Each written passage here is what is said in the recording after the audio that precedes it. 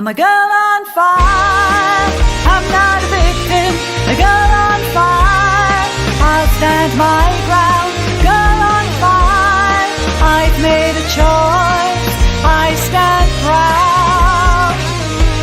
I'm a girl on fire, I'm a mother, a daughter, a sister, a friend, I'm every woman.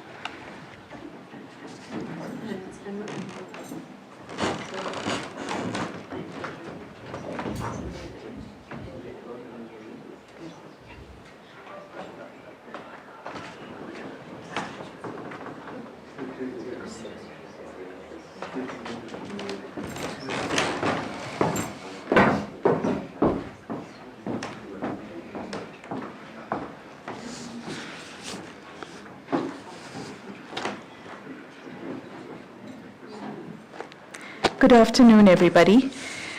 You know, I remember Olivia was quite a stickler for time, and just to honor her, we'll start on time today. My name is Jessica Lawrence. Thank you guys for joining us this afternoon and taking time away from your families on this Sunday afternoon to be a part of this memorial for Olivia. Olivia, who was a mom, a friend, a daughter, an advocate. So today, as much as our hearts are heavy and we feel immensely sad, we're going to try and deal with that pain by focusing on all the good that there was in Olivia. We're going to celebrate her life today in the form of stories and tributes that a few of us are going to share. So please indulge us and help us to remember and celebrate the life that Olivia led. I'm here today representing an organization called SA Women Fight Back, but I'm also here to represent my family, and I will tell you a little bit later about the impact that Olivia had on me and the family that I'm representing today. But before I go into that, I would like to welcome Lynette Oxley. Lynette is part of an organization, or she's the founder of an organization called Girls on Fire. And Olivia worked with Lynette for a few years now in this organization and has been quite close with Lynette. So Lynette is going to come and share a few words with us, and as she gives tribute to Olivia. Lynette?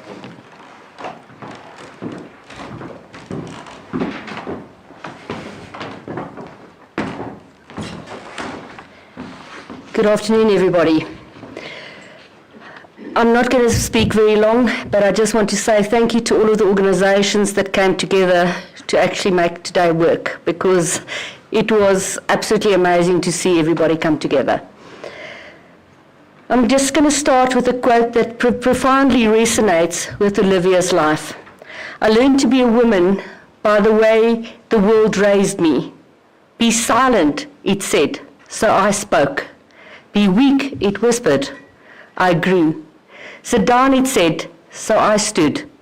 What it means to be a woman is to be told nothing and become everything. Olivia was a few years younger than I am, and while I was aware of her struggle with Bob Hewitt, I only met her about 2 years ago during GOSA Girls on Fire's interviews for our 16 Days of Action for No Violence Against Women and Children. This campaign aligns with the United Nations 16 Days of Activism for No Violence Against Women and Children. While some may believe in activism as a way to combat violence, I have come to realize that true change requires more than just words. It requires action. Olivia embodied this principle fully. Last year, I had the honor of nominating Olivia for our Christa Swart Fighting Spirit Award. This award recognizes women who, despite not always winning their battles, they fight fiercely. Olivia was our first runner-up for last year, and since then we've continued to stay in touch through phone calls, WhatsApp, and speaking often.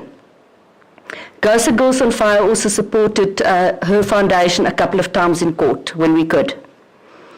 I hold immense respect for women like Olivia who bravely speak out and then face further adversity from the system that should be protecting them. I encounter trauma victims only once or twice a year, albeit for months at a stretch, when I interview them for our 16 Days of Action. However, Olivia was a true warrior. Brutalized as a child, she stood up for herself and ultimately for other victims through her foundation, even after being abandoned by her mother and her father. Our shield maiden has now been called to Valhalla, joining the pantheon of women warriors that preceded her. Rest, soft warrior, we have the watch now. I'm concluding with the words of a Nobel Peace Prize laureate, Malala Yousafzai, I hope I'm saying that correctly. Do not wait for someone to speak for you. It's you who can change the world. Hamba Gashle, Olivia. Thank you.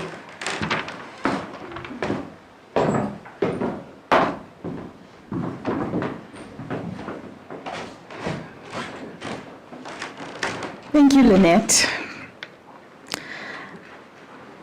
The next person I'm going to call up was what I know of as Olivia's best friend. And I remember Olivia always talking about Tanya this, Tanya that, and I longed for the day when I could meet Tanya. It is really sad that it has to be today, but I'm grateful nonetheless that we finally met. Tanya is from the Reeva Steenkamp Foundation, and she has been an instrumental part of Olivia's life and Olivia's journey. This is going to be hard for Tanya, and I'm so glad that she is able to speak today. And just like in true Olivia style, she's going to get the better of those demons, and she's going to come up and speak. While Tanya's making her way up, I just want to remind everybody, if you need the bathroom, it is outside here, just up the stairs. Walk right up until you can't walk anymore and you'll hit the bathroom. But please watch the steps just going out, in and out of the room. Thank you.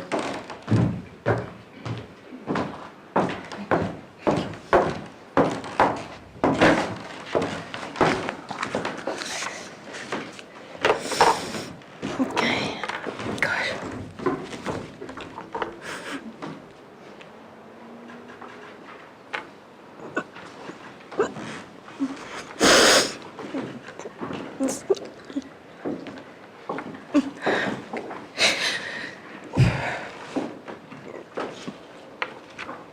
Welcome, everyone. I was hoping that I could at least make it through my speech. Okay, so welcome, everyone, and thank you all so much for being here today.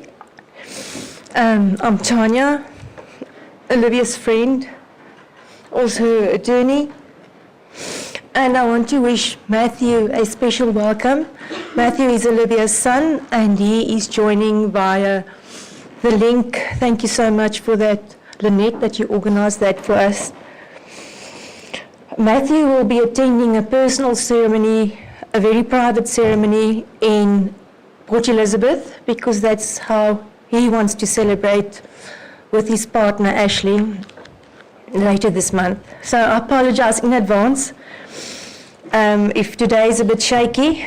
But I think it's a difficult and a sad day for all of us. I've pondered so much about what to say, and eventually I came to the conclusion that there's just not enough time, there's not enough words to do Olivia justice. I apologize in advance, I'm probably just going to read my speech. She was such a force to be reckoned with. She was a one-of-a-kind person. She was loved, respected, and revered by so many. She was a lifeline to so many. She tirelessly worked to empower and to protect. Most of us knew Olivia personally and had a personal journey with Olivia. And we all have our own personal stories to share. And I'm so privileged today to share with you a few of my stories with Olivia. What I can tell you, she would be talking to me now and she would be telling me to celebrate her life. She wouldn't want us to be sad, and she told me so. So I want to tell you about Olivia, the survivor. We all know that about her. I don't want to talk about her actually as a survivor and the warrior, or about her legacy as an advocate against women and child abuse. I want to give you an insight into Olivia, the person I knew, my friend, your friend, our friend. I was introduced to Olivia during November 2018 in my capacity as a CEO of the Reeva Steenkamp Foundation by Celeste of Optimistic Bikers Against Abuse. We had been working together on a project, and Olivia and I spoke often on the phone. And anybody that knows Olivia, she just had that something about her. So we very quickly became firm friends. And we decided it was long overdue for us to meet in person. So thank you, Rob. Thank you so much. Here.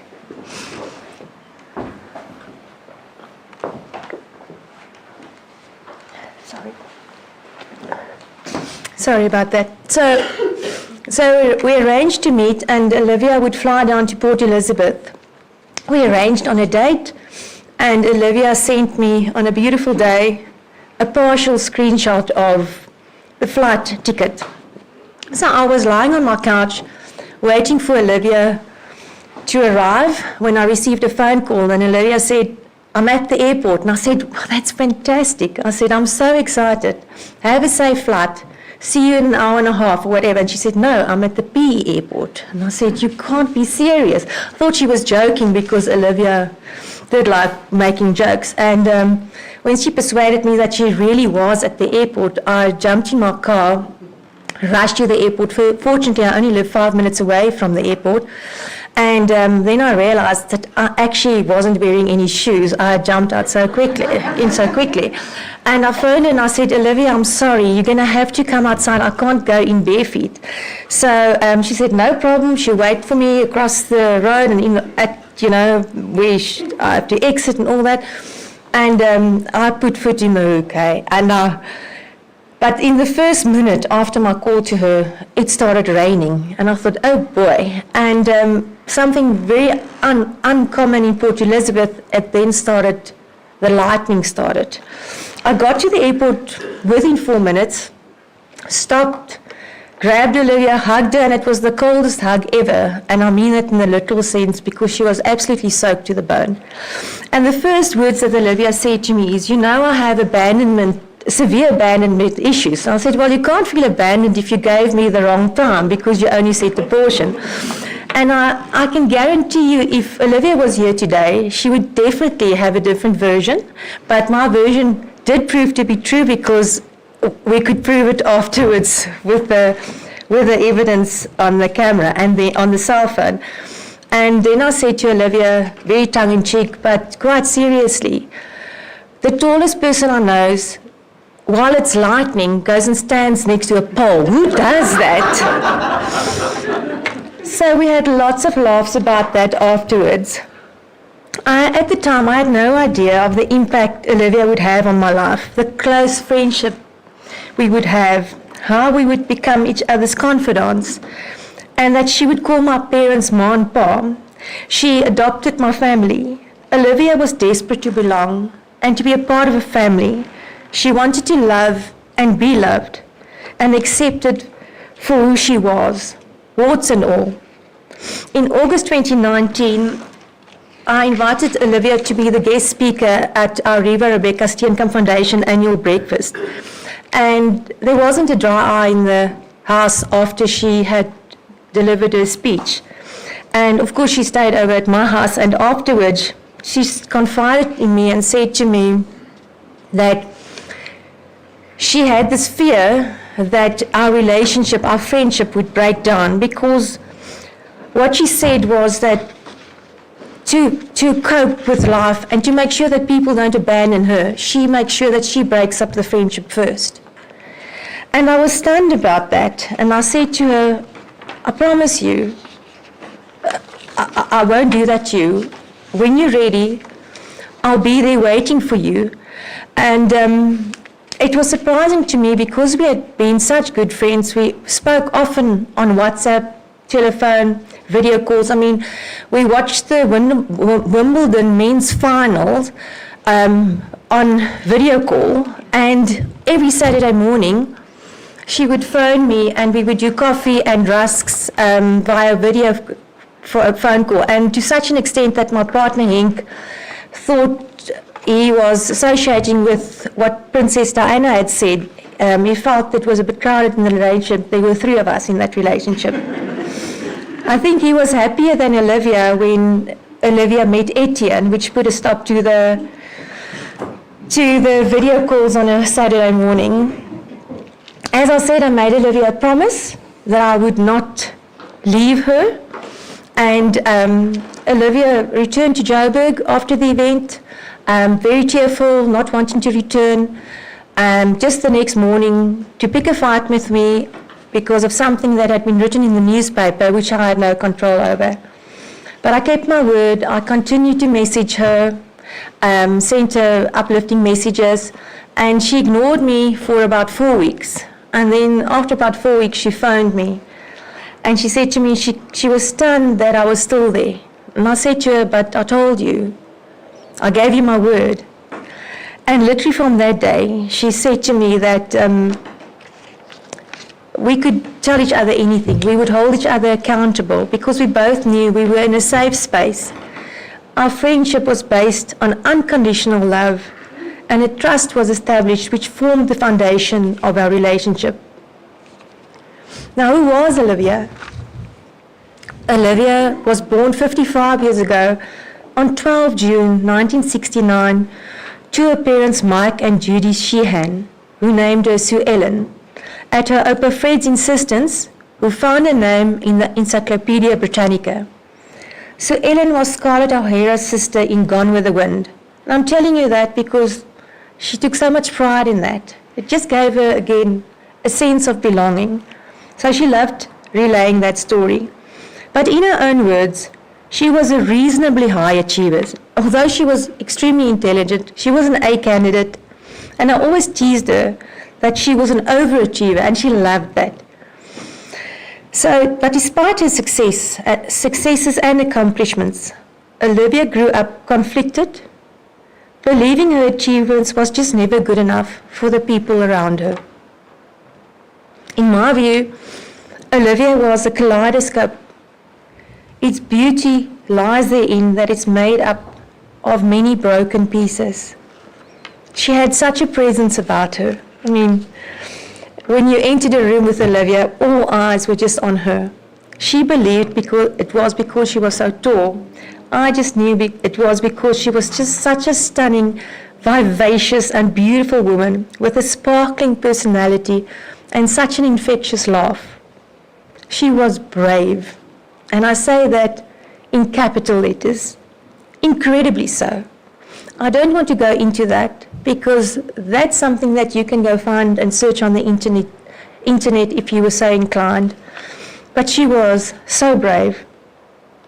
She was determined and absolutely unstoppable.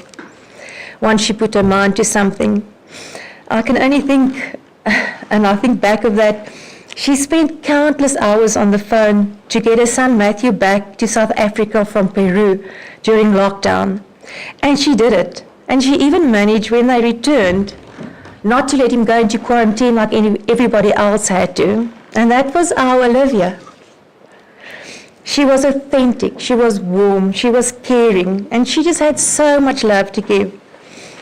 When I would sleep over at Olivia's house and at Etienne's house, thank you, Etienne, she would put a card or a gift on my pillow. She would draw me a bath. She would light nice smelling candles. And of course, she would insist on coming to lie next to me in bed and have a chat, have some coffee, and then insist on a selfie, but I would make a promise that she wouldn't post it on Facebook because we didn't look good. And the next morning, doesn't matter what our time, where we had to be, at what time, Olivia would either come and crawl into bed with me or force me to come and crawl into bed with her, which was a bit awkward because then she would want Etienne to crawl into bed too.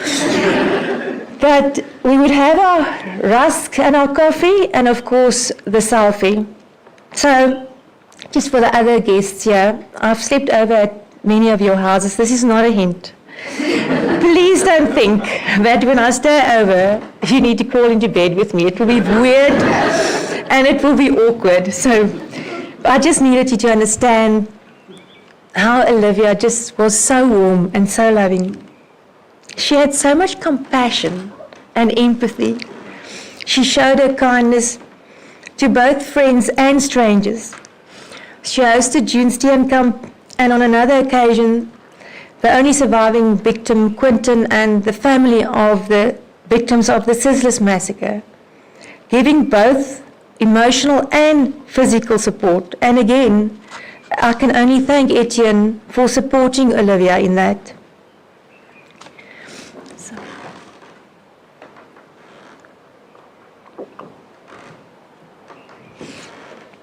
She was fiercely protective, and she would speak up against any form of injustice.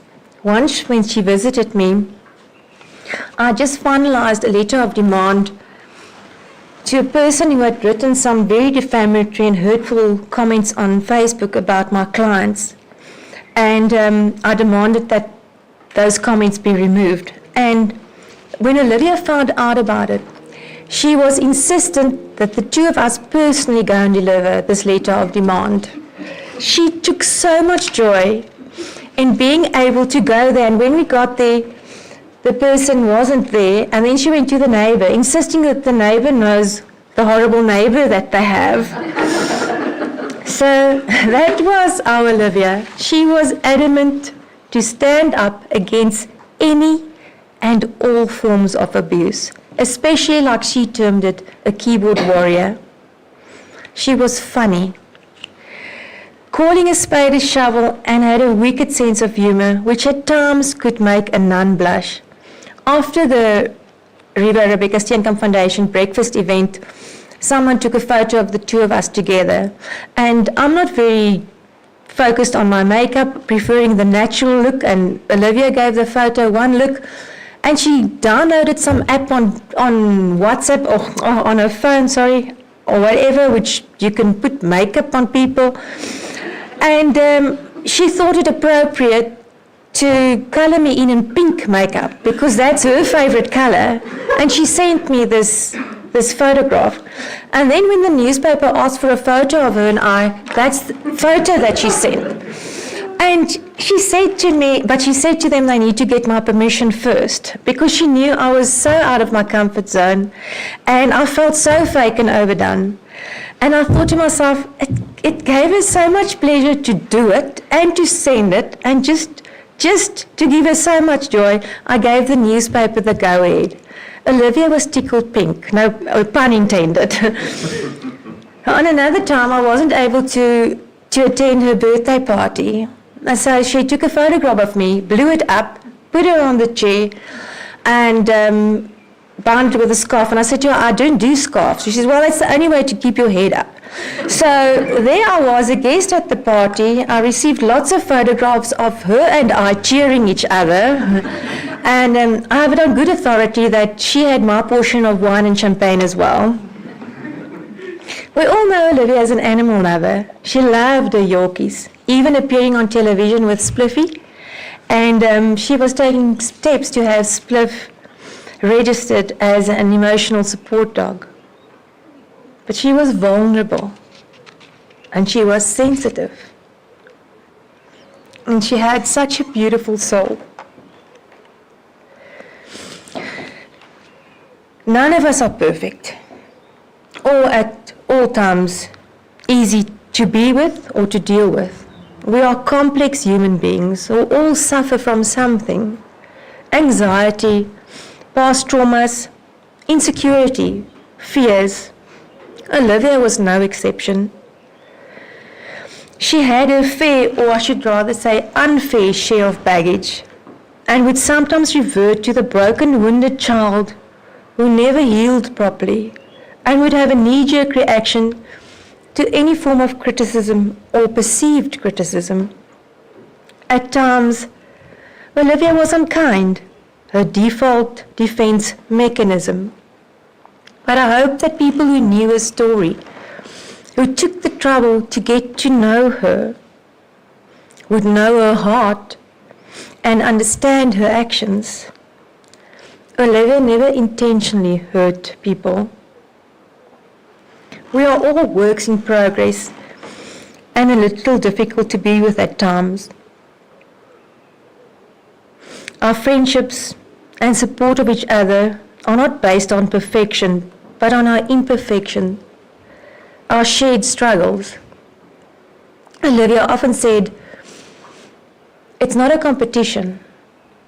If somebody had been abused, whether it's verbally, sexually, and they would tell their story, and they would say, I'm sorry, I know you had it worse. Olivia always made people feel, she always validated what they were going through. She would never minimize what they were going through. Olivia refused to be silenced, sometimes not realizing the consequences of her actions, and it would sometimes lead to her burning bridges. She had no filter. I even got her the t-shirt.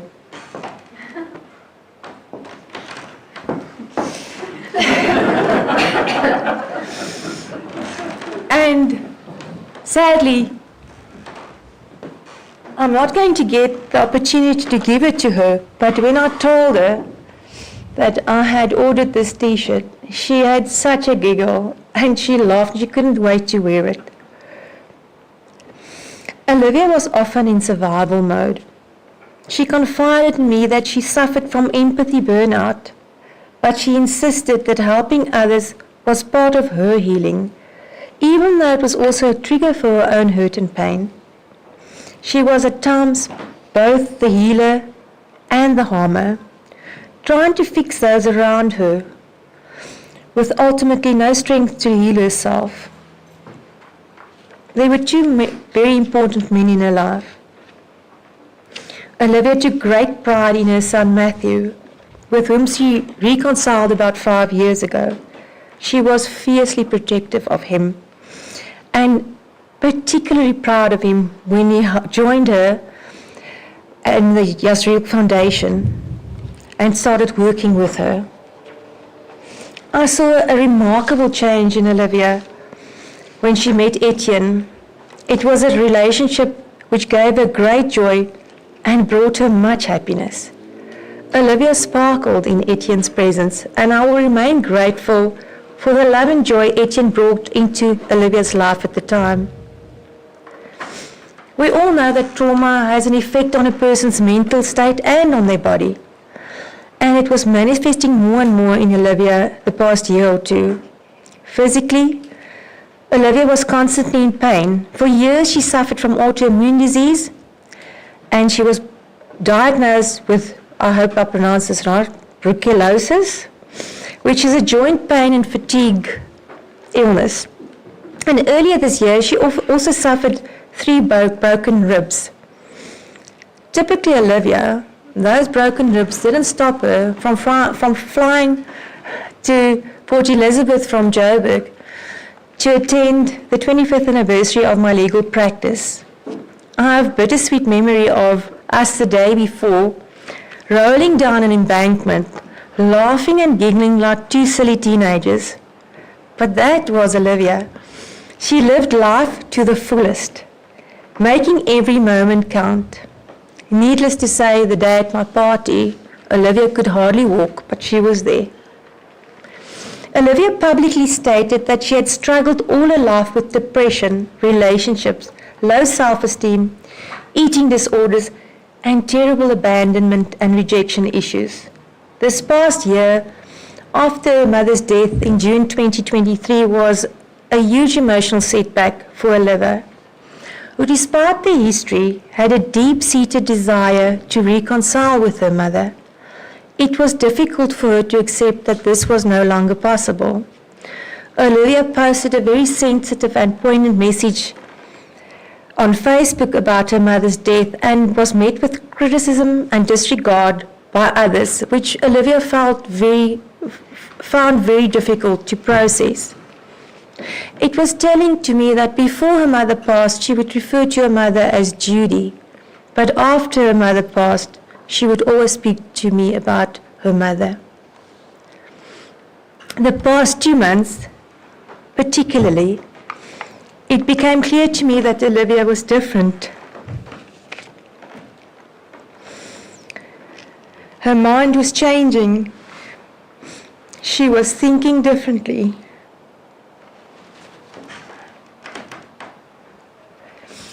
And the people around her were helpless to stop or reverse it. She was hurting, and she lost or severed many of her close connections. She was being sucked in deeper by the dark hole of depression. Olivia was tired. She wanted to go. She told me so often. She begged me to understand and to forgive her. One of our warriors, the first line of defense in this war against women and child abuse, has died. She has fallen on her own sword. It is a difficult concept to comprehend, as many saw her as the captain of our army.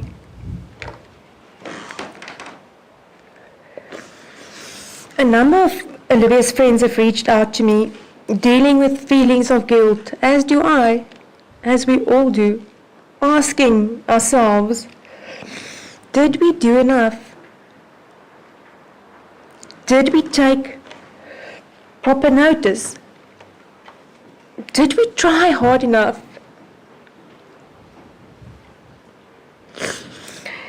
We must accept that Olivia was tired of the battlefield that was her entire life since childhood.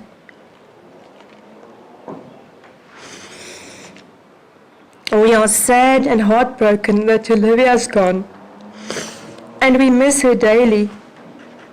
But I know this. There's no more suffering. Olivia is finally at peace. And she craved peace. You only need to look at the fact that when she changed her name from Sue Ellen to Olivia, the name Olivia means peace. I spoke to Matthew this morning after he went to church, and Matthew is at peace because he knows his mother is now at peace.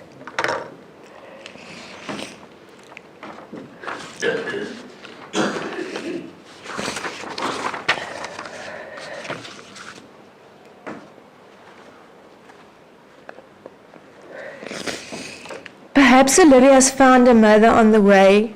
I hope she expressed in one of her goodbye messages to me. I sincerely hope so. Some years ago, when Olivia was in a very dark space, I sent her something I had seen on Facebook. It was a picture of Pooh and Piglet, a conversation they were having in the 100-acre wood. Pooh confides in Piglet how scared and anxious he feels for his friends, and how he wished he can just give them all a hug. Piglet replies, "I hear you, Pooh, and I'm here." Pooh is surprised that Piglet doesn't tell him to pull himself together, and instead, and I'll paraphrase, says to Pooh, "I can't change the world right now, and I can't promise everything will be okay, but I can promise that I will make sure that I will always be there to listen and support you, and for you to know that you are heard, and that you never have to have those anxious feelings alone." Of course, Olivia being an Olivia, her first reaction was, "Who's Pooh and who's Piglet?" So after a lengthy debate, it was settled, neither of us wanted him to be called Pooh, that I would be Piglet and Olivia would be Eeyore, being an animal lover and all. So if anybody has heard her calling me Piglet, which I'm sure you have, it's not because of my eating habits. Olivia came into our lives and had a positive impact not only on those who loved her, but on society as a whole. I believe she left us better than she found us. She was a trailblazer in the prosecution of historical child rape cases. What a legacy she leaves. During her lifetime, she taught us to be vigilant, to do better, and to be better. And now in death, she leaves us with another legacy, one which her and I often talked about, collaboration between organizations. Celebrating Olivia's life today would not have been possible without the collaboration of Girls on Fire, the Jasriel Foundation, South Africa Women Fight Back, and Beyond the Silence. I thank you all. I salute all of you incredible women in these organizations, and I will take up the sword and go to war with all and any of you any day. More importantly, Olivia's death has made us realize the importance of much needed support for people in the field who fight against gender-based violence, and I therefore, with much gratitude from Matthew as well, thank Optimistic Bikers Against Abuse, who in collaboration with the Lou Matthews Trust has established the Olivia Jasriel Care for the Carers online program aimed at providing online safety, support and care for service providers in the gender-based violence field. I also thank and salute the Good Men Foundation in Durban, Women for Change in Cape Town, and the Uyinene Foundation in East London, all who later this month will be paying tribute to Olivia at their various events throughout the country.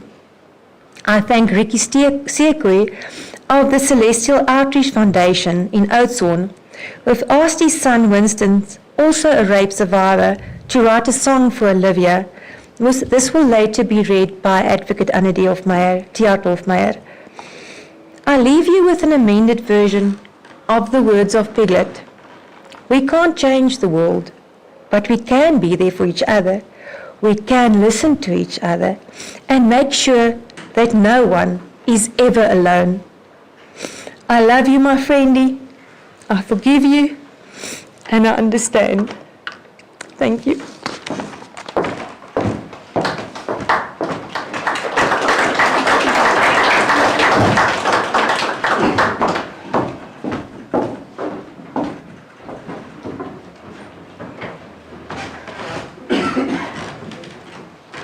Thank you, Tanya. And well done. Well done. I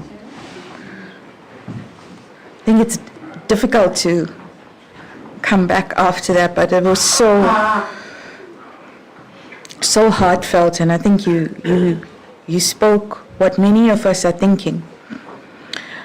I just want to say there's power in tears. We can give in to what we're feeling without hurting anybody else. So please, feel free with your tears. There's tissues enough. And thank you for acknowledging the people who have been part of organizing everything for today. You'll see there's a lot of pink everywhere, and it's not because it's all about girls, but it's because pink was Olivia's favorite color. And yeah, like Tanya said, she loved the selfies and the big smiles, as you can see in this picture. So now I'm going to call upon somebody who worked with her very closely in these past few years in the Olivia Jasriel Foundation. Danielle Walker is going to come and pay tribute now.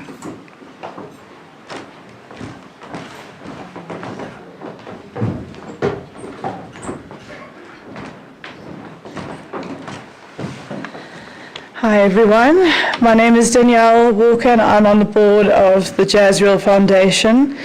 Just a quick moment again to thank everyone who has joined us to be here and to celebrate Olivia. And a huge thank you to everyone who was involved in ensuring that today's service was just right.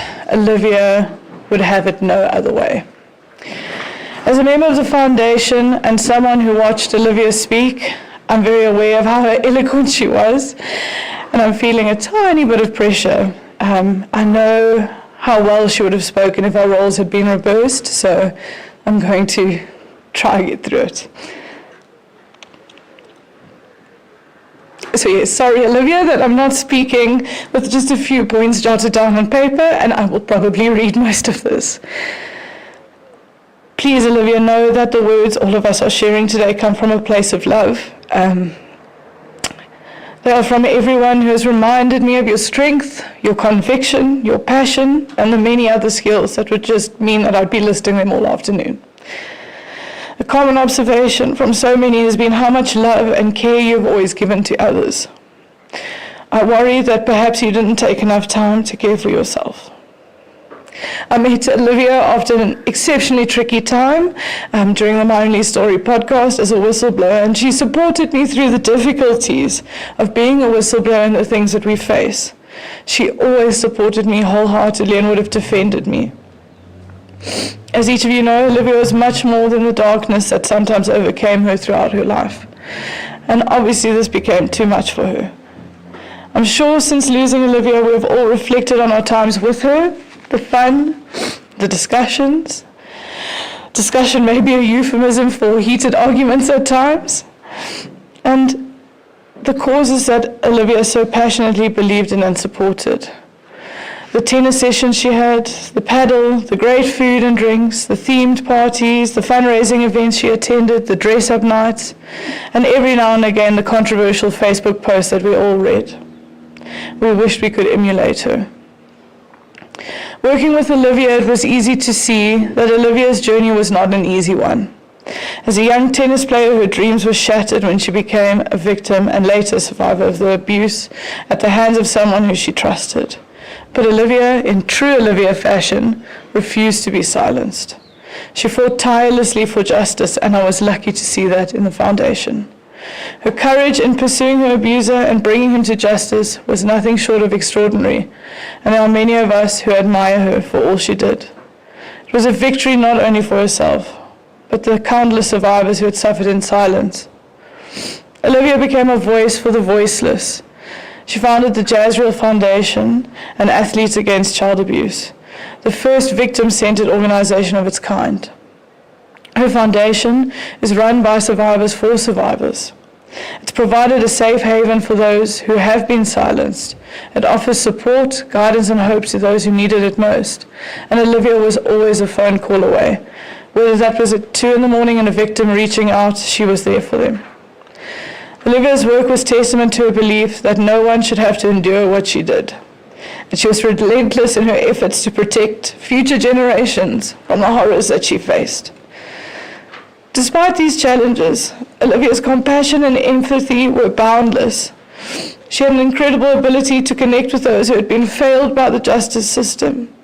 Just a few days ago, I was in contact with a survivor in the USA who explained just how much Olivia had supported her.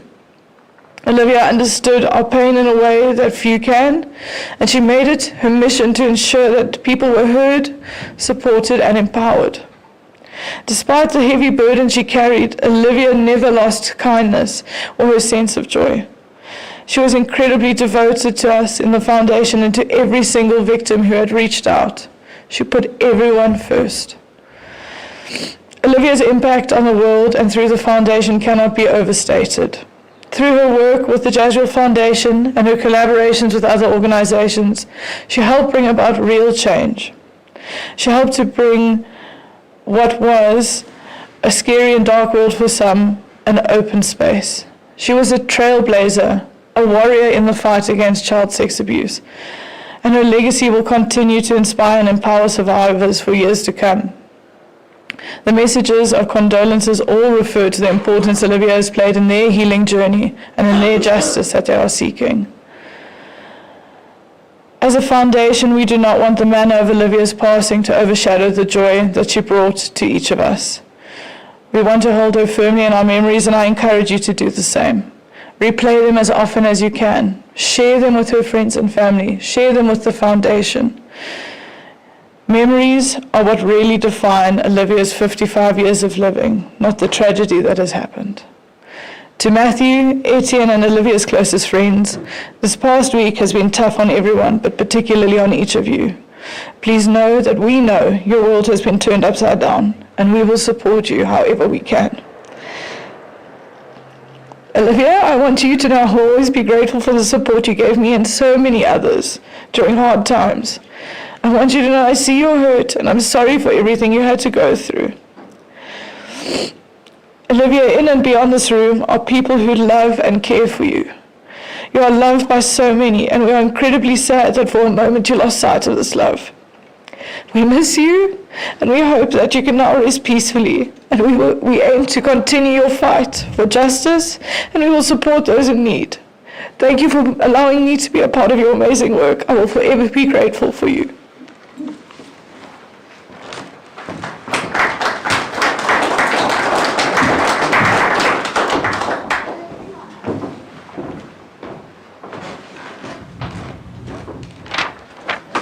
Thank you, Danielle. So please remind me if you see me falter now, remind me that tears are our strength. I'm going to tell you a little story of how I met Olivia and what she meant to me, what she did for me, what she did for my family. And she's a big part of the reason I can stand here today and I can talk to you. So, Olivia was my closest friend and confidant in the darkest period of my life.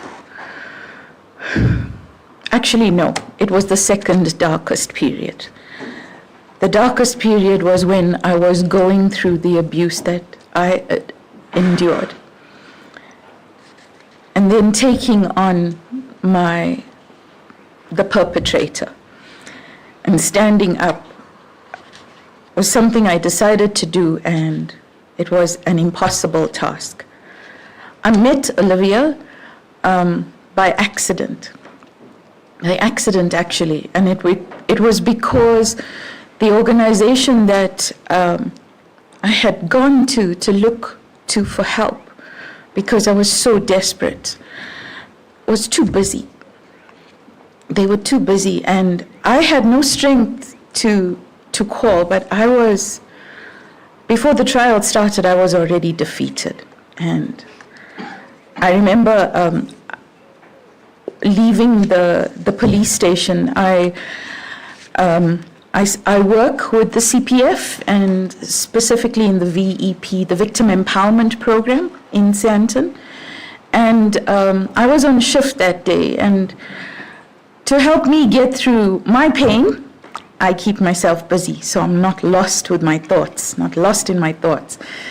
And that is something I know many of you here can identify with. And I asked my husband to make calls for me, because although my husband and my mom, my children were with me, I was so totally alone in this. I was completely alone, because they could sympathize with me, but there was nobody who knew what I was feeling and what I was walking into. And it was a very lonely place to be in. So Jacques called a few organizations. We looked on the internet, and he found one, and it so happened that the person he spoke to was quite kind, and all the people who could have helped me were really busy. But Olivia was there that day, and she was there because she was dealing with something of her own. And I think it was around the time that Bob Hewitt had got parole, or he was about to be released on parole. And she just happened to be there when the receptionist was talking to Jacques. And I don't know exactly how it happened, but the receptionist said something like, there is somebody else here, I can ask, and maybe she can help your wife. And I had no idea who she was. I had heard the name Bob Hewitt, but I didn't really follow it. I had, at that time in my life, started staying away from media because I didn't want to hear any nonsense. I was just told my case was an impossible case to go ahead with. And, that was what I was facing.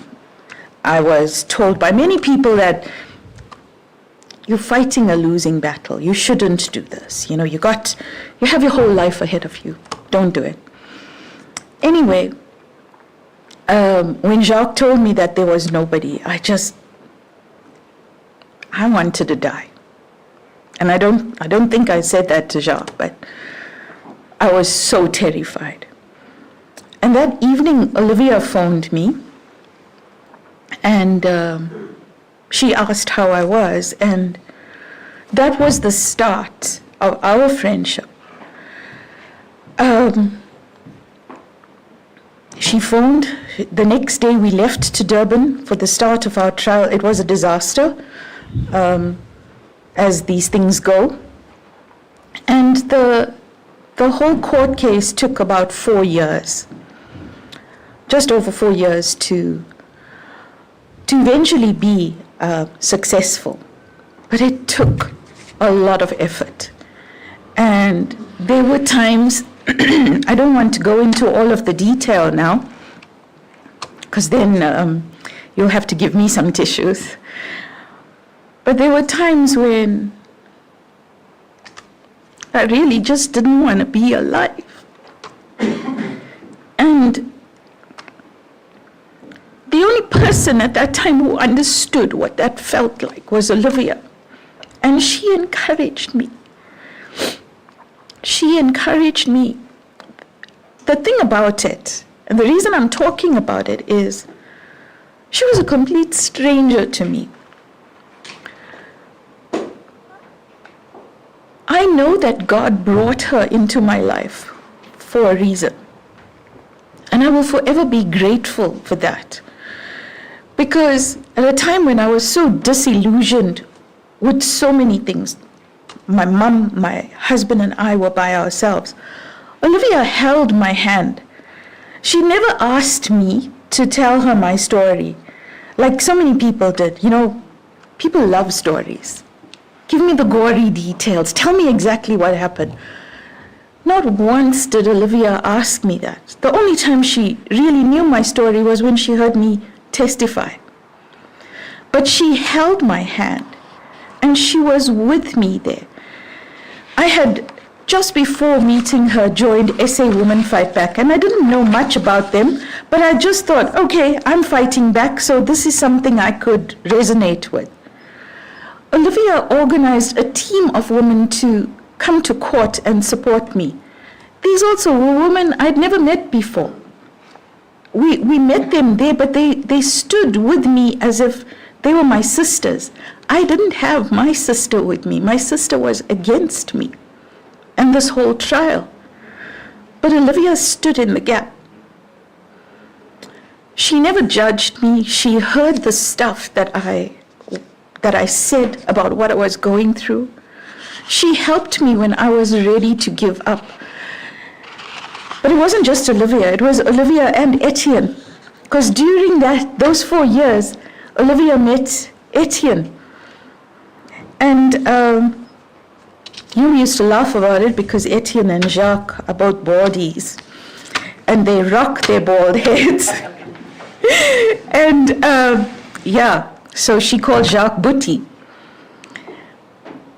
You know, like you were saying, Tanya, she would find something for us to laugh about. When we got a successful outcome, when my father was found guilty and eventually sentenced, people asked me, so how do you feel? You know, I felt like people were asking me, expecting me to jump up and down with joy, to be ecstatic. But I was so sad. I was so sad. I was grateful and glad that I won, that we got a successful conviction. But I was thinking, I put my father in jail. How can you be happy about that? Olivia walked with me. She walked with me on the beach, and she just held me.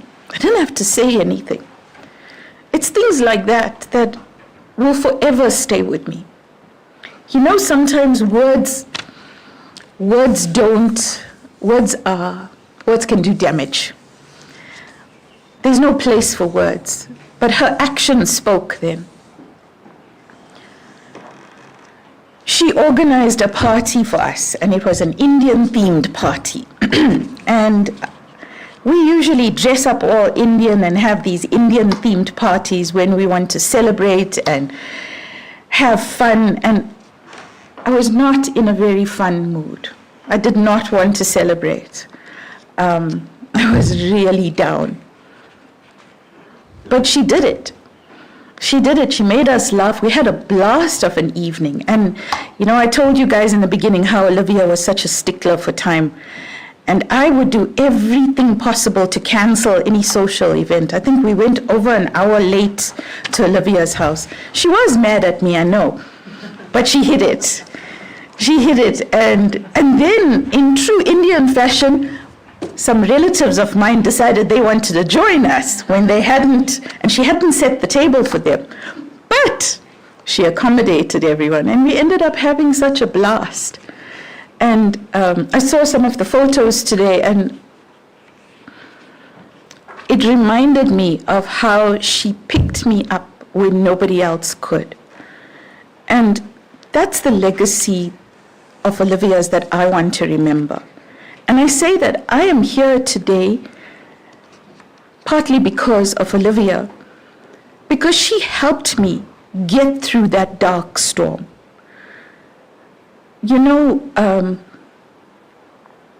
Some have, in some of the tributes, we've heard some allusions to Olivia's temper and how Olivia was and how she would fight with people. At the time, I was not strong enough, Tanya. My regret is that I was not strong enough. I wish I was strong enough to be able to take it and come back And Olivia said, she told me the same thing that she told you. She said, Jess, I am terrified that you're going to leave me. And so I was battling my demon, so I couldn't understand why Olivia was pushing me away the way she did, because I wasn't fighting her. But now I understand. Now I understand, and what Olivia has taught me, even though she's not here today, I want to be able to use what she taught me through her love, and not just her passion, but holding my hand without saying a word, holding my hand and walking through an impossible journey, walking on an impossible road. I'll forever be grateful to that. I know we didn't share the same religious beliefs, but I am grateful to God for bringing Olivia into our lives, for bringing Olivia, Matthew, and Etienne into our lives. Because without them in our lives, I don't know that I would still be here today. So yes, Olivia was far from perfect. Another thing that she did that I will forever be grateful for is she introduced me to other ladies who I would have never in a million years met. We don't walk in the same circles in terms of work. We don't live in the same areas. But she introduced me to people who have become sisters. Some of you may know Debbie Wade. Belinda is here today. Lynette, Tanya, Basuda Modak. These are people not all of you are familiar with, but these women have become sisters to me. We may not see each other all the time, we may not speak to one another all the time, but I think it's safe to say we can climb mountains for one another. That's the sisterhood she helped create. So that's the legacy that she's left for us. You know, Lynette, I've told you many times, you ask me what I want to say to women, and I say, don't give up. Don't give up. And that's something I learned from Olivia. Don't give up. Keep fighting for what is right. And that's the story that I want to say today.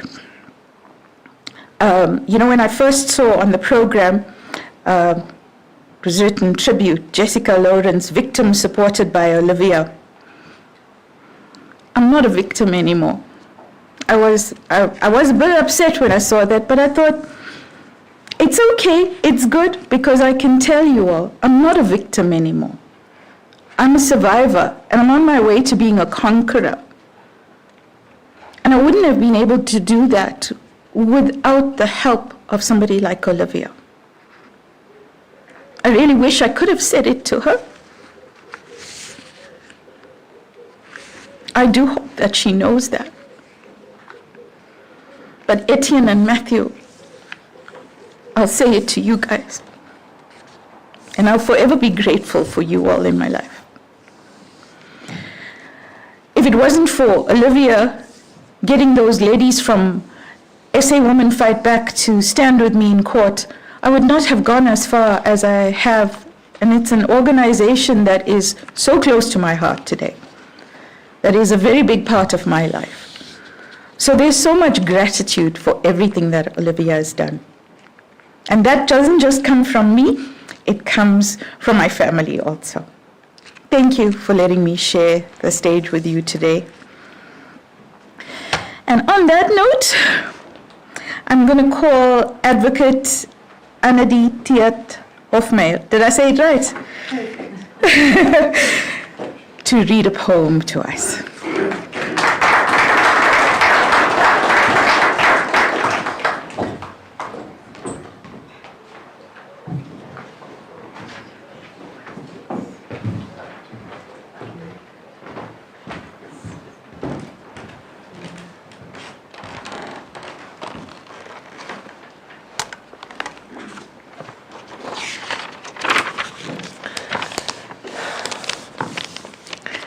Good afternoon.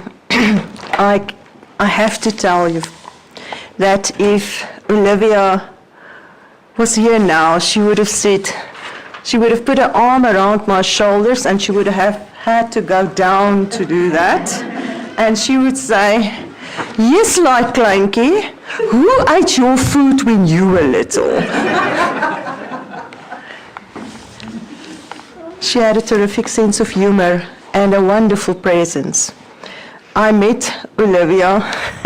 Some of you will not, probably don't, I don't know many people know this, but I met Olivia online. We were both members of the SA Women Fight Back group, and owing to some of her commentary that I thought might land her in trouble, I sent her a direct message to caution her and said, "Why don't we discuss this over coffee?" It took a while after that, but eventually, when Olivia received a summons as Bob Hewitt wanted to interdict her from speaking about what had happened to her in public, she needed legal assistance. She engaged the services of attorney Julia Knight, who then briefed me. And so it was that I became acquainted with a very intimate detail of what had happened to Olivia when she was a mere 12 years old. Something that no child should suffer. Something that no woman should suffer. Something that indeed no man should suffer. It was a huge privilege to assist Olivia, and when she approached me, I didn't know for a single moment that would be the first of others to come.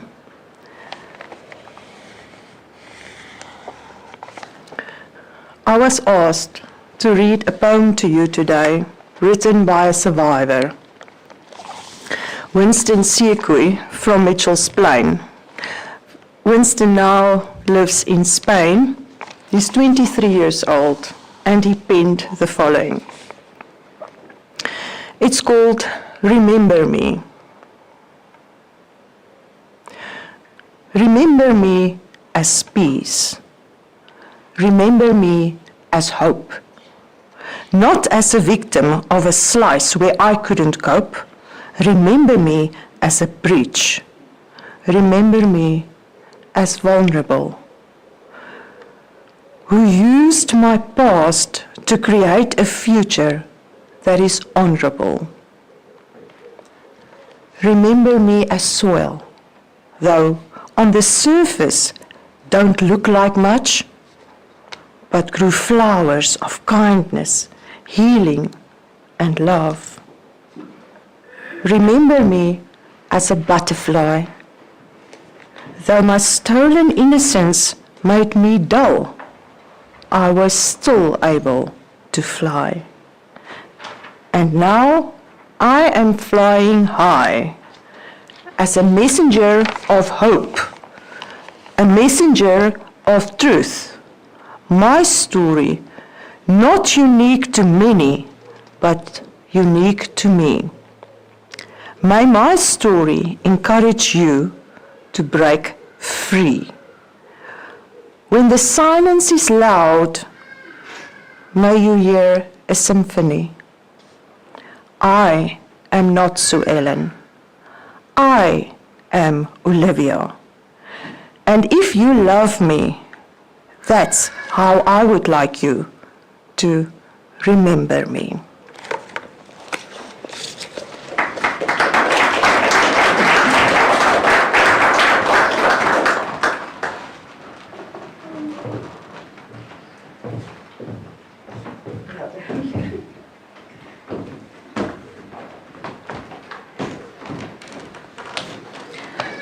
I have a few tributes to read from people who have not been able to come today, but I believe one of the people is here. Is Bash, are you here?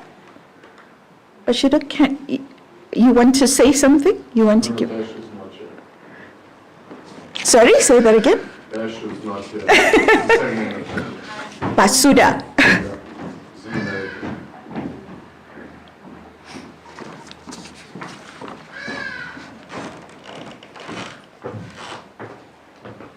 Sorry, I am covered by my own soul.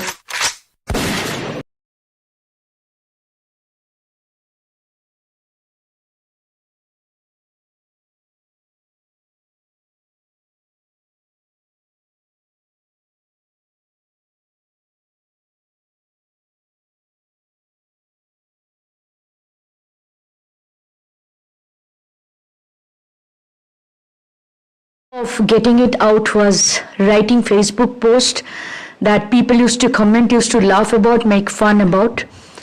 Olivia reached out to me directly on Messenger. Bash, let's meet over for coffee. That was the first time I went to Mall of Africa. I avoid going to malls. I don't like the family setup that I find. It's perhaps a complex of mine. I don't like going to happy places. She called me and she gave that big Amazon hug that lifted me off my feet. You can see how tall I am. But I could feel the vibe, that pure joy, that pure love that she gave me, and she just accepted me. And she, that day also just hugged me and sat for a long time. She didn't ask me, like Jessica, she didn't ask me whether what I was saying is true, whether she believed in me. Nothing. She just showed love. Every time I have met her, she had been one of pure love and pure joy. And when I heard this message of her death, frankly speaking, right now when I was listening to every one of you speak, my mind is still blank. Other than that hug, I am a very huggy person. I remember hugs. I remember those people who love me, which are rare and countable. Jessica and Dada, I call him, are a few of them. And the mother that I don't have, I find in her, Jessica's mom. I am very unfortunate that I don't have a mother who is still living but who doesn't love me the way I expect. But Olivia supported me and believed in me. And every time I would like to remember that Amazon hug she always used to give me. And I always want to remember her as a loving person. I'm sorry. Thank you so much.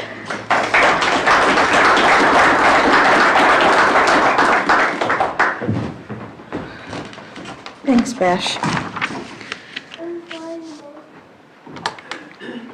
I have a message from a good friend of Olivia's, Belinda McDougall, which I'm going to read to you. I'd love to share space with all of you to say a final goodbye to my best friend, Ollie. I first met her almost 50 years ago through tennis with that awful creature who sexually assaulted me too in Welkom. We lost touch after that, but met up again when I joined Warrior Woman around 10 years ago. Warrior Woman was a WhatsApp group that Olivia had created, just a support group for women who were standing up against what was not right. I wanted to testify at her trial, but because I have stage 4 emphysema and on oxygen 24/7, she recommended against it for my own health.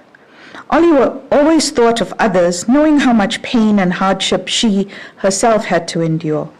She was a true warrior woman and a fighter for justice and peace, even though she never really truly found peace in this life, except through her son Matt and through Etienne. Her fight for truth and justice still lives on through all of us, whose lives she touched. We strive to be better at anything we set our minds to. God bless you, my dear sweet friend, and may you soar through the skies, touching and healing those who still need it. Till we meet again, Ollie, love and light be. The next message that I have is from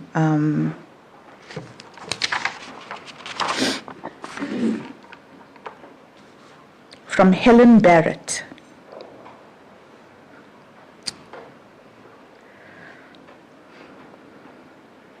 sorry. Okay.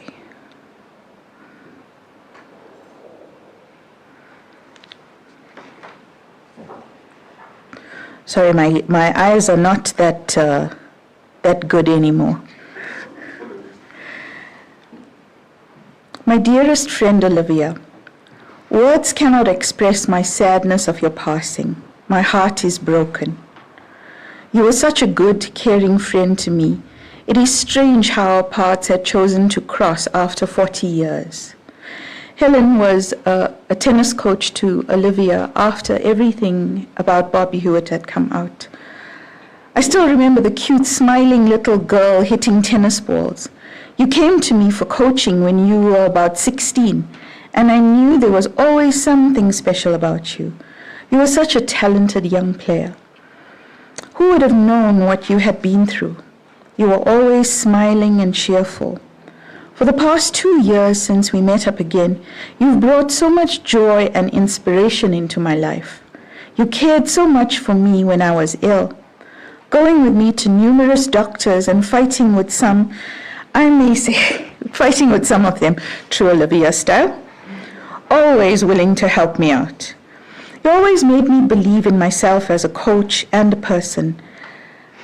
I will miss our early morning chats, and you always wanting to video call and me hating video calls. I can identify with that. Olivia wanted to do video calls when we had no makeup on. We always had such a good laugh. I'll miss us checking in on each other nearly every day. Who will understand about problem parents and pupils as you did, and the amazing advice you gave me? Life will be so different now, but I thank God for giving me 2 beautiful years being your friend.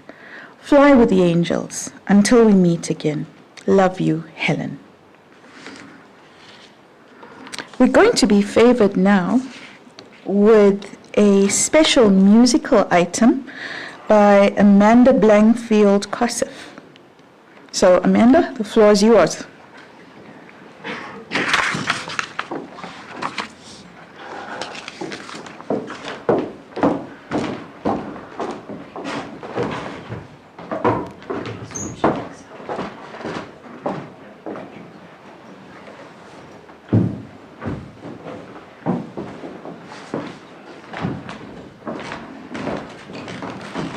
Hi, while Amanda's getting ready, I want to tell you how I met Olivia. I had worked a long time. I was abused between the ages of 9 and 16. And when Olivia's story came out and the success that they had and the public exposure and the lots of money that flowed into the coffers of the organization that helped her, I decided, well, maybe, and then the statute of the country changed, and I thought, well, I need to go and tell my story as well. And I contacted the organization that helped Olivia and asked for help. But things didn't work out the way I thought it was. I told my story to the Child Protection Unit. My case went to Cape Town because that's where it happened. And then my file got lost and I had to do everything myself. The investigating officer took 2 years, and during those 2 years, the persons that could collaborate my story passed away. So I became very bitter, but during that time I made friends with Olivia, met with her when she was still working, and we went to her work cafeteria and she ordered a bowl of rice. And I said, why rice? And discovered, and then we started comparing notes, and we discovered the impact we ended up comparing notes and discovered the impact that childhood abuse has on us, even when we're 65 years old, as I am today. And Olivia and I are very similar. We do not have filters. We do not stand up for any injustice. We will fight you. I've been blocked on Facebook by that organization. Yay! Because they had got another high-profile case, and they were offering hope for victims of abuse, historical abuse. So I said, do not give people false hope, because you are not there for the general public. You only take on high-profile cases. So I was unfriended and blocked. And then I started my organization because I discovered that South Africa has a very, let's put a plaster on it, approach to child abuse. And I decided that I would like to speak to the adults and tell them that it's your responsibility and not the kids' responsibility to take care of themselves. Of course, children do not stand a chance against a grown man, or grown woman, or grown anybody. No matter how many times you tell them, come and talk to mommy, tell mommy, if anybody hurts you. Abusers do not hurt. They are very subtle in their grooming. And I like to teach adults that process, what you need to look out for, how you need to speak to your kid, and understand that 86% of abuse is usually perpetrated by people that child knows. And the children, 1 in 10 children actually speak out, boys and girls. So I speak to adults, and Olivia, with my first event, Olivia was the first one to put up her hand, and Amanda was the first person to buy a ticket for that event. And that's how I met Amanda. And we've been kind of, well, I'm very quiet and in the background type of person, except when I need to fight, then I'm loud. So I befriended Tanya on Facebook, and I follow women that I find inspirational. And Amanda's one of those. Tanya, thank you for everything you've done. And thank you for everybody who's here today, and those online who are with us. Olivia was amazing. She blocked me on Facebook as well, but I said to her, Olivia, you cannot surround yourself with people who only say nice things to you. You've got to find somebody who will tell you the truth and who will always be there for you. If you don't think I'm that person, go and find that person. And obviously she did. So she listened to me. Thank you, my girl. Thank you, everybody. This is Amanda, and she's going to sing a song.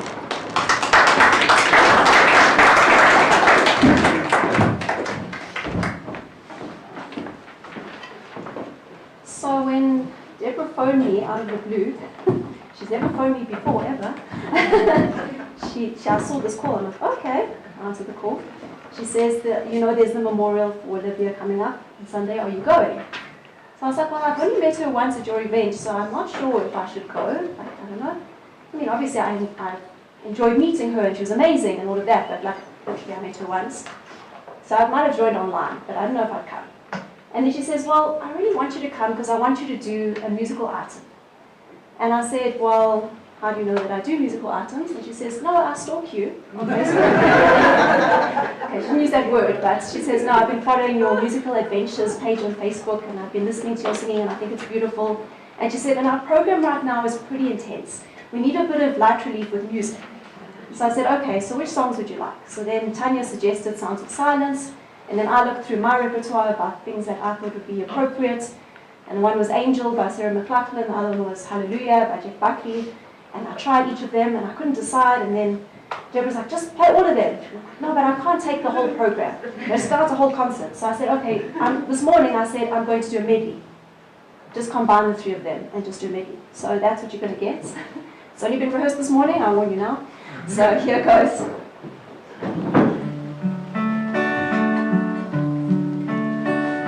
Spend all your time waiting for that second chance, for a break that will make it okay. There's always some reason to feel not good enough, and it's hard at the end of the day. I need some distraction, oh beautiful release. Memories seep from my veins, let me be empty, oh and weightless, and maybe I'll find some peace tonight. In the arms of the angel, fly away from here, from this dark cold tunnel, and the endlessness that you fear. You are pulled from the wreckage of your silent reverie. You're in the arms of the angel, may you find some comfort here.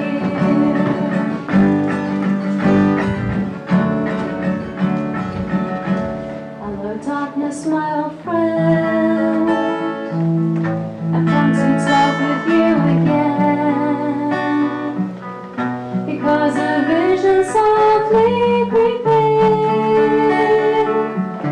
left its seeds while I was sleeping, and the vision that was planted in my brain still remains within the sounds of silence.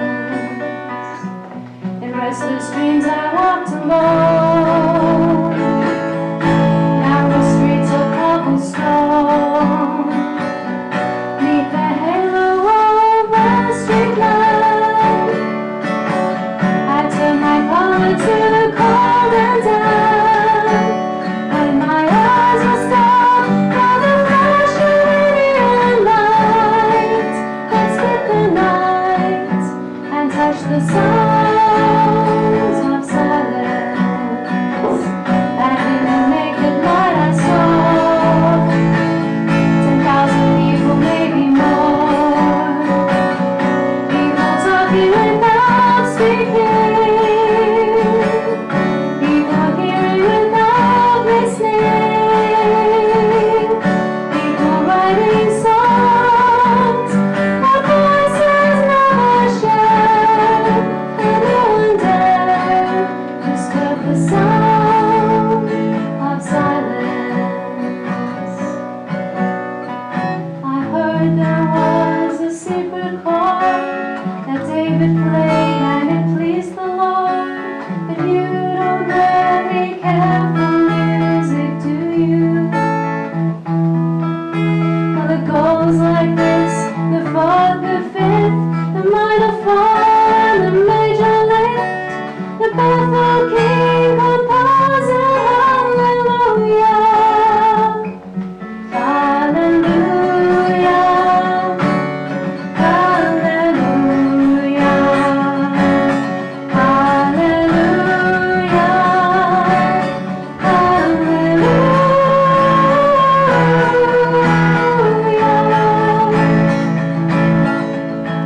Your faith was strong, but you needed proof. You saw her bathing on the roof, her beauty and the moonlight overthrew you.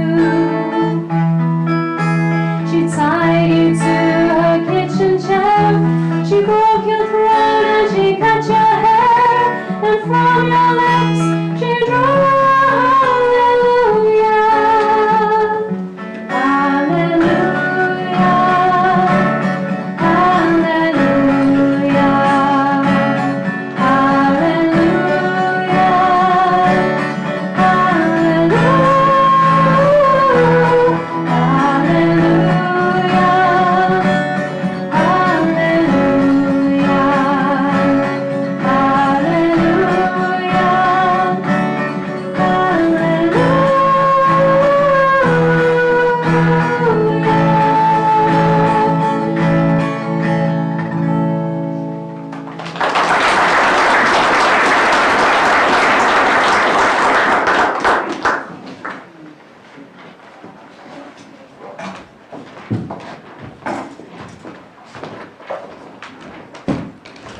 Thank you, Amanda. Okay, we're looking at the time. We wanted to open the floor to everybody, but we don't have a lot of time left, and we don't want, you all to be spending your whole Sunday evening here. There are a whole lot of refreshments and snacks that many people have provided. So we can give more tributes while we are enjoying our snacks. But Lynette has also told me that if you want to do your tribute, since we don't have a lot of time now, if you still would like to give your tribute, she is busy creating a video. So you could do it here today, or Lynette? Okay, so Lynette is here. Please speak with Lynette and she will arrange everything with you. I believe we do have a reading of a poem that's going to be done live. Debbie?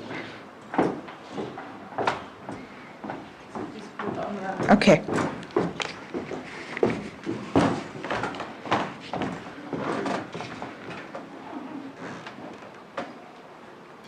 And this comes from Hillary Hufford. She's in the US, I believe. Okay.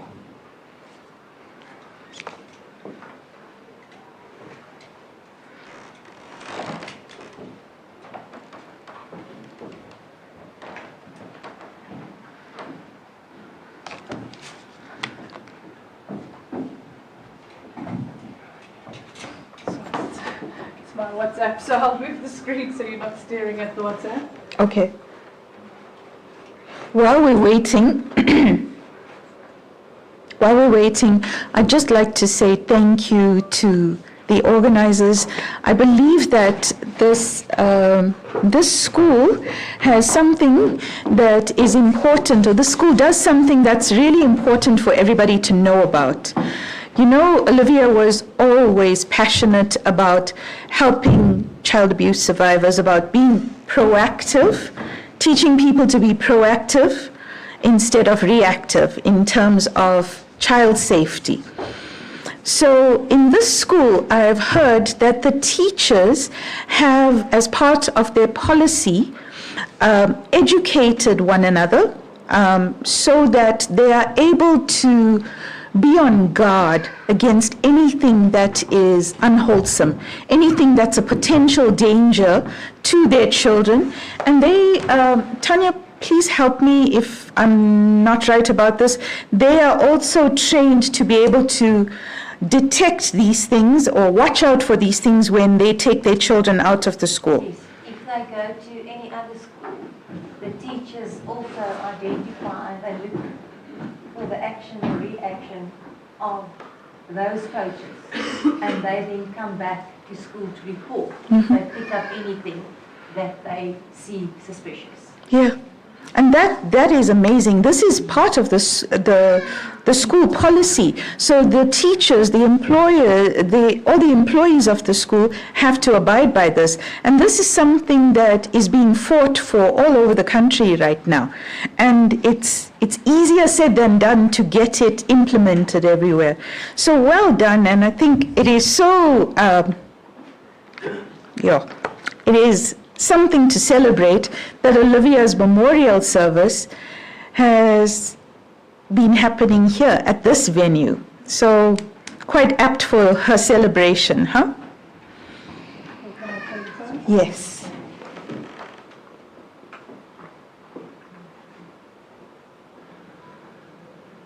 I must go down to the seas again, to the lonely sea and the sky, and all I ask is a tall ship and a star to steer her by. And the wheels kick, and the wind's song, and the white whale sails shaking, and a gray mist on the sea's face, and a gray dawn breaking. I must go down to the seas again, for the call of the running tide is a wild call and a clear call that may not be denied. And all I ask is a windy day with the white clouds flying and the flung spray and the blown spume and the seagulls crying. I must go down to the seas again, to the vagrant gypsy life, to the gull's way and the whale's way, where the wind's like a whetted knife. And all I ask is a merry yarn from a laughing fellow rover, and a quiet sleep and a sweet dream when this long trek is over.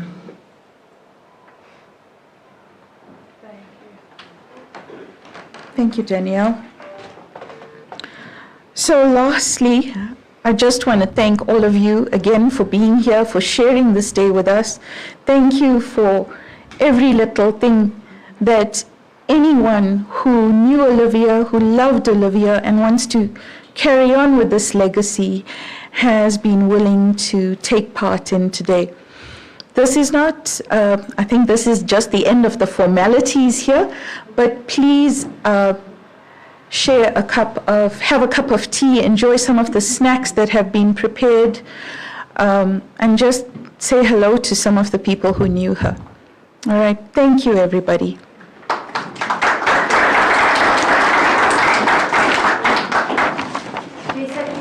Can we also just give Jessica a hand of applause and thank you?